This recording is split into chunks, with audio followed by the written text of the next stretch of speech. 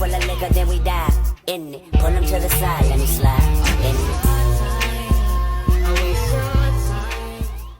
We've been gone for a while, mainly because I've had to come back from school, and then I had to go on tour like a whole 5 days later, so catch me up, fella. Well, SmackDown, they had their, let's see, well, not SmackDown, but the King of the Ring tournament on Raw. They had their qualifier matches. Judgment Day came out and did a promo, which turned into the match of Finn Balor going against Jey Uso. There was interference from Drew McIntyre,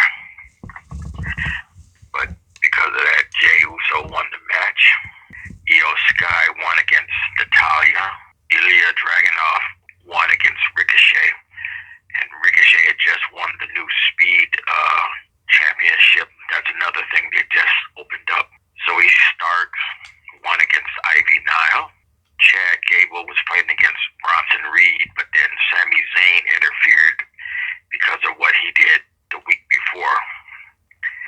Sami Zayn was fighting Chad Gable, and Bronson Reed interfered in the match, which caused a disqualification. So that's going to turn into a triple threat match during this next pay-per-view that they have coming up.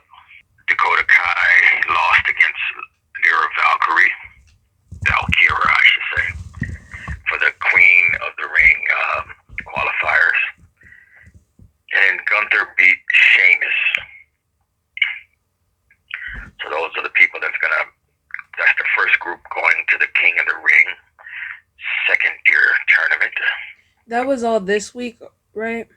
That was Monday. Oh, okay. Because I'm like, I remember the fight with Jay and Damian Priest, so I'm like, he didn't cover that. So in my head, I'm a little confused, but I got it.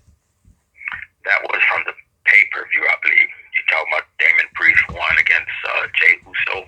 Yeah, I want to talk about that championship match. I don't think you can see the pay-per-view stuff. You can't. Because I saw the interview after, because Damian Priest was like yelling at Finn Balor and JD McDonough about them jumping in, and he's like, I can do this by myself. Interfering. Like, I get why he yelled, but like, there's... But either way, though, he still won. I know, but for me, it's questioning. I think WWE is like trying to push him to be like getting away from the Judgment Day, but they're executing it weird. So like, it's hard to understand what's going on, you know? Yeah. In other matches in Backlash was Bayley defended her championship in a triple threat match against Naomi and Tiffany Stratton. She won. Cody kept his belt against AJ Styles. Jade Cargill and Bianca Belair beat the Kabuki Warriors, and they became the new tag team champions. I'm loving seeing those three girls together. They have so much energy, and they're bouncing off each other perfect. You mean Naomi and Jade and Bianca? Mm-hmm. Like, all their energy is really good. We're going to slide over to the Bloodline for a second, because I've been seeing what's happening, and I think I might be right about them going to be hiding Roman for a while. Yeah. Because Solo is become a dictator. And he got both the two new members on his side, and I didn't expect that. Yeah, he has Tangaloa and Tamatonga. And Jacob Fatu still haven't showed up yet, so he'll probably be the next one coming in. Question is he going to side with the Bloodline? And specifically Solo's Bloodline, because the Bloodline we knew from Roman, they're not here right now. So it's all pretty questionable in my eyes. And I saw the clip where they ran into Jay, and the wise man was just shaking his head like, don't get involved. That was funny. Because, like, what do you say to that? Yep.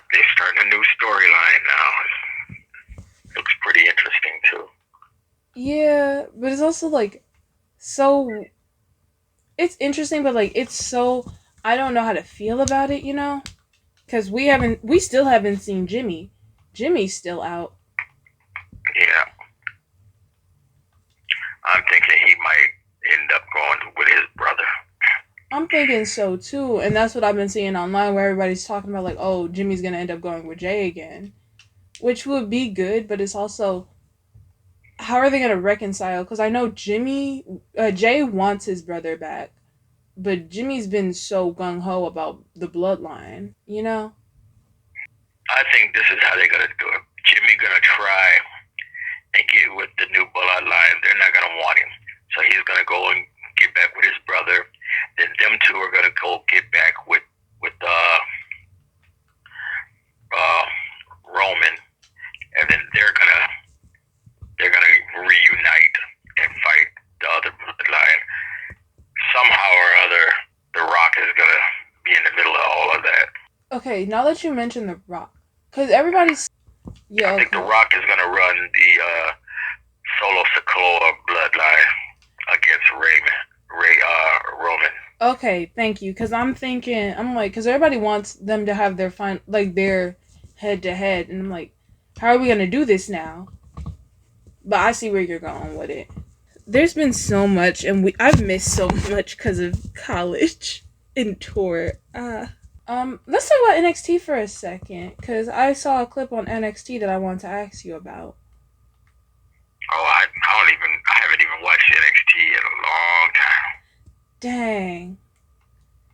Because it was Because most of the people that I like that were on there are now on regular wrestling, so I'm going to have to go back and start watching it again to see who's new on there. Dang, I want to know about the one black guy with dreads. We talked about him for a second before we started the podcast. Who, Trick Williams? Yeah, because he had something going with this one black girl. I don't know who she is, but her outfit was fire. You talking about Trick Williams, the new champion? Yeah. Yeah. I'm going to have to get into NXT. Like the only one, and then there's another guy that he's just coming back. He used to be the champion on there. He was the North American champion. I'm going to have to watch NXT more because it was good. But, yeah.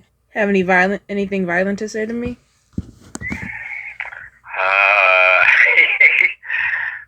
Let's see. No, I think your trauma with the reindeer was enough. Dang, that's crazy. Okay.